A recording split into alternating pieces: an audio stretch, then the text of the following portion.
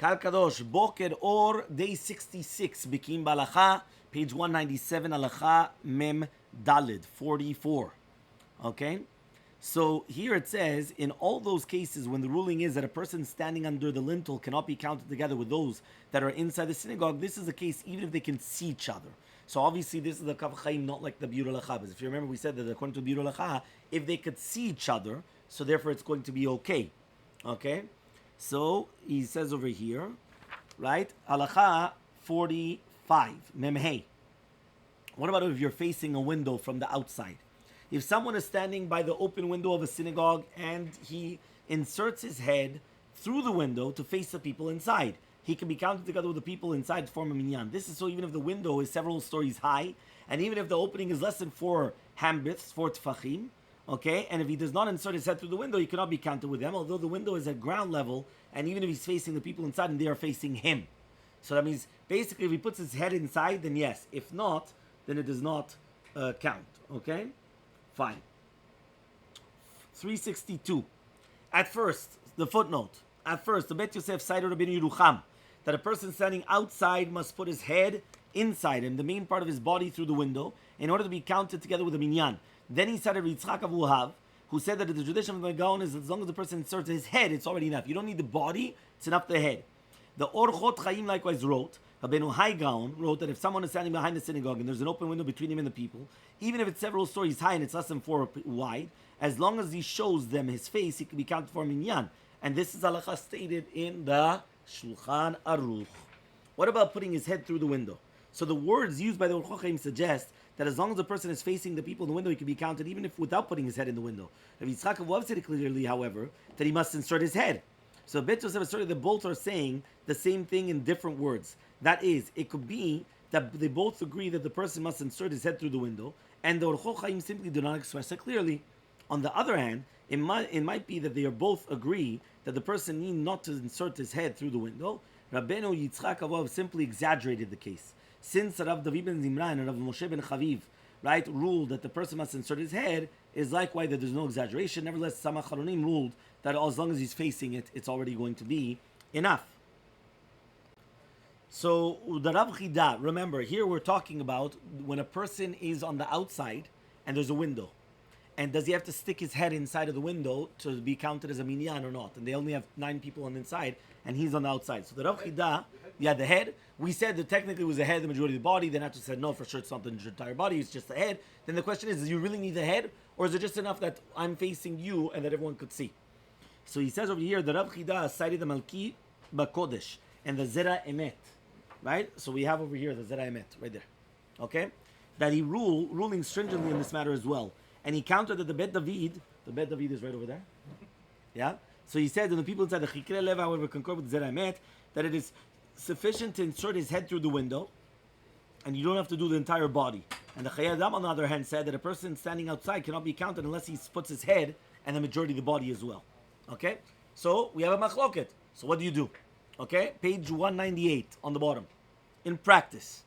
Yeah, so in practice it says the Mishnah Berurah ruled leniently that it's sufficient to look through the window. Meaning even looking is already enough. The Mishnah Berurah on the bottom in practice. Looking is already enough. He compared it to the halacha regarding forming a zimun. If there are 2 groups of people, as long as some of the members of one group can see some of the other, they can join together. And by the way, that's actually very important. Because, for example, if we're talking about looking, so let's pretend, okay, here it's a separate room.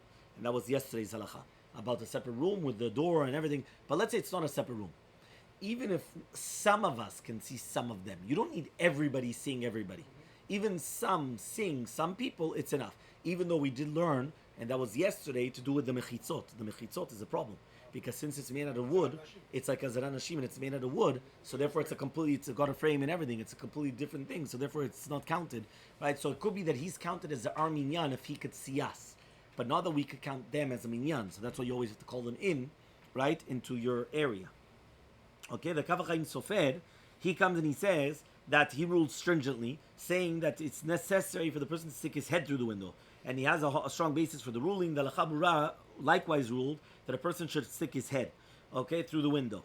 Okay, and therefore he says, even though there's going to be a doubt, which is, you could do it, but he says, so Shulchan Aruch appears to follow the stringent opinion, so we have to do like that. So it comes out. Mishnah Berurah is lenient, all he has to do is look in. So imagine, sometimes you have, for example, let's pretend that over here was ground floor, and there's a window right here. So right here, there's somebody on Harding, and he's looking inside, so he could see each other.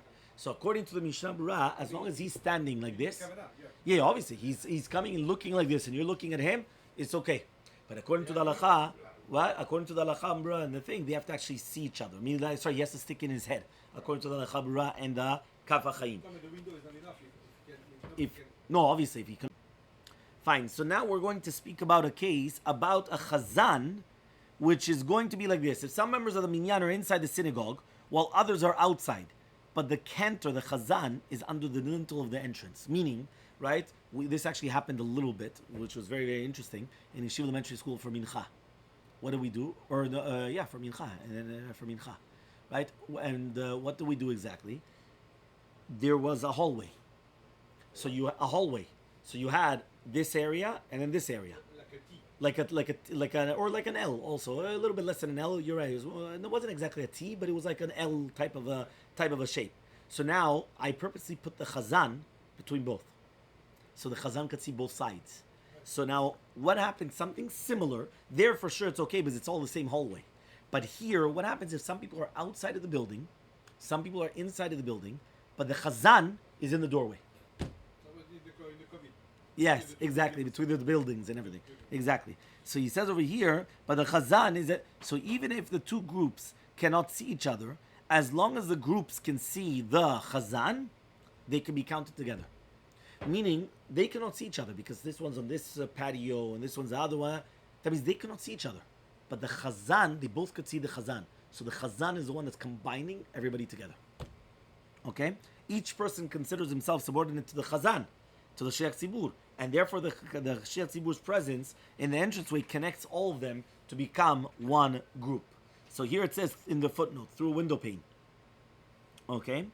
And it says over here like this. The Kaf HaChaim Sofer stated that even the Puskim who rule that it is sufficient to face the people inside to be counted with them agreed that it is only so if the window is open and there's no partition separating from the face. So this is what you were speaking about before, Philip. That the window has to be open. It cannot be that the window is closed. The window has to be open. If there's a glass window pane, he definitely cannot be counted with those who are inside, since a glass is already a partition. It's a chatzitza. For example, if someone's standing alongside a window pane and there's excrement on the other side, it's permissible for him to pray, since the glass separates. Now that does not help by irva, meaning by immorality, it doesn't help. Because immorality, that's called irva b'shashit, which means that if you have an irva on the other side, because you could see. So if you could see it, but the excrement is in the same domain in the smell. So as long as the window is closed and you cannot smell it and it's on a different domain, even though you could see it, there's no problem. You understand? It's not a problem. Okay, so here it says, right? So here it's saying that if there's a glass, for sure it does not help. That means the window has to be open. Okay, then it says, what about window bars?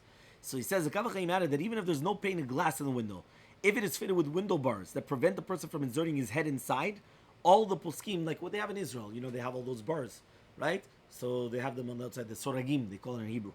So it says, all the poskim agree that the person outside cannot be counted with those that are inside. See the response of Tiferet Yisrael, right? Proving that according to the Petach Advir, the bars consider a partition, even though there are spaces in between.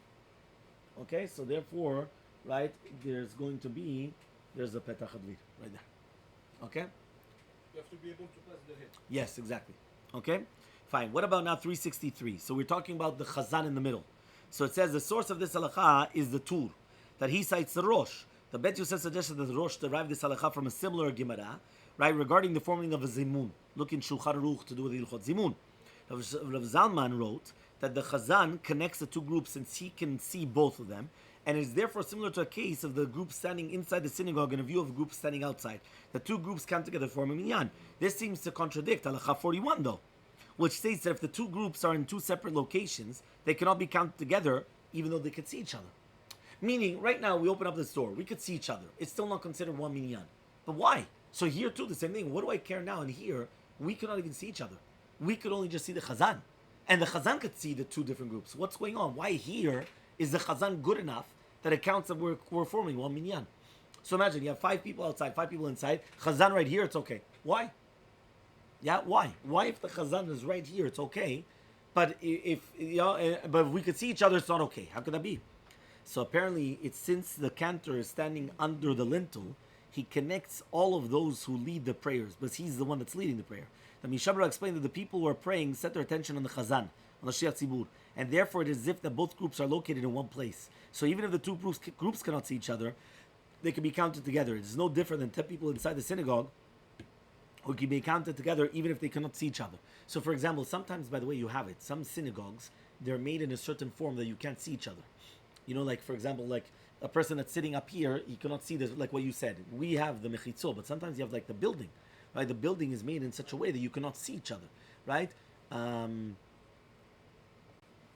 Now we're going to go, what about, we were talking about the Chazan was combining two different groups, correct? Some people inside, some people outside, Chazan in the middle, combining everybody.